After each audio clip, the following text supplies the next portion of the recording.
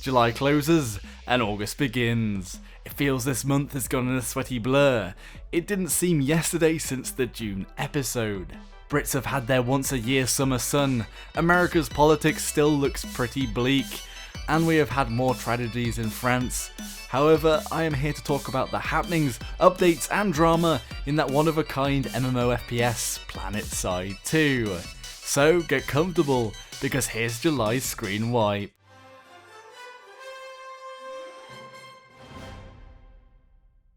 SovietWamba, a prominent Twitch streamer and YouTuber, had a spat with some members of the Reddit community. Womble was told that he ignored veterans trying to help him on Twitch chats. However, Womble suggested that some of the community needed to back off. People can learn on their own, and it's not his responsibility to sell the game. Simply, he wanted to play for fun. Whilst there was a lot of discussion, the majority accepted Womble's point of view.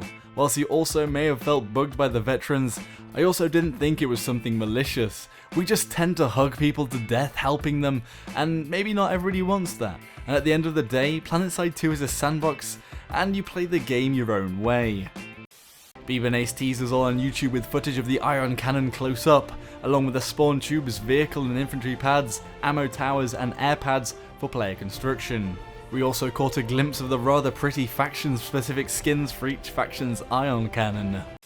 The PlayStation 4 version had another player construction test. This time players could interact and fight over the player bases. The PS4 Reddit community suggests that this one went a lot more smoothly. A lot of people are worried about performance costs among some current issues, with some users crashing every hour or so though. The PC version has been having some issues with performance, with many users reporting frame drops after recent patches. However, Andy Seitz stated that this is now enemy number one and the tech director's current top priority. Many hotfixes have come out in the past few weeks, but they are hoping to completely iron it out as soon as possible. Populations have dipped to pre-construction release numbers. After a huge surge from hype, it looks to have cooled down. It is a question mark as to why not so many have stayed. Numbers could be lower for several reasons. The heat wave in Western Europe, forcing sweaty nerds away from sweltering computer rooms into the hellish sun. Including myself, by the way. Other games having massive draw at the moment. I'm looking at you, Overwatch.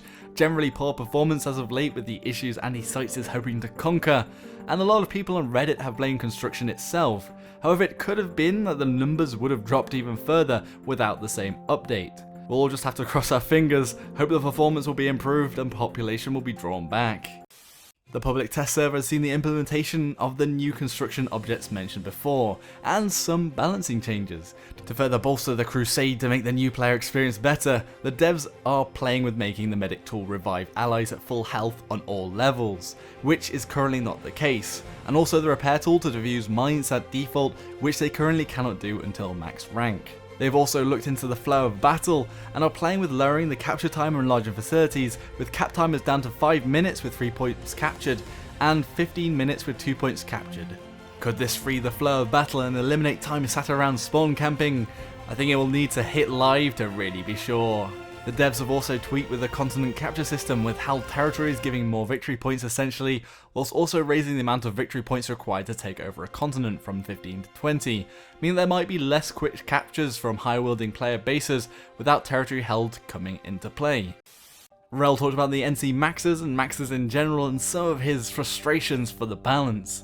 This was picked up by the community from a recent live video, so remember our ideas can be a little broken sometimes in a live way.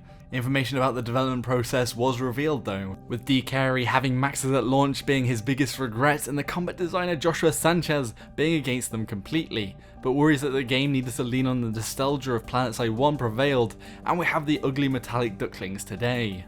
Rel talked about the NC maxes being especially frustrating with the one-hit kills because of the charge ability, but repeated that all maxes were OP. He gave some insight into his ideas to balance them, one to remove the charge ability and replace it with a slight auto repair system.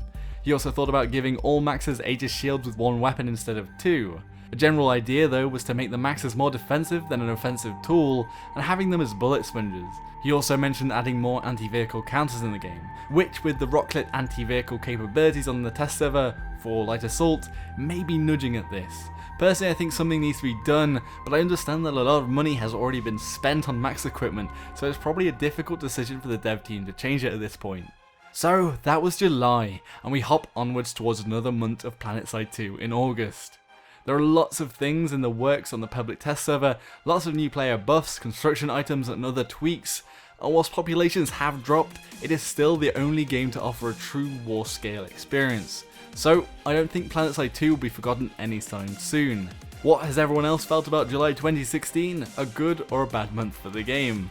If you don't want to miss out next month's episode, hit that subscribe button. Tomorrow I'm going to have a GTX 1060 review up, kindly provided by MSI, and also likely have some footage of Ukulele's Kickstarter backers gameplay. If you enjoyed the video, give it a like. If you thought it was 1 month too far, give it a dislike. Thanks for watching everybody. Until next time, Joshino.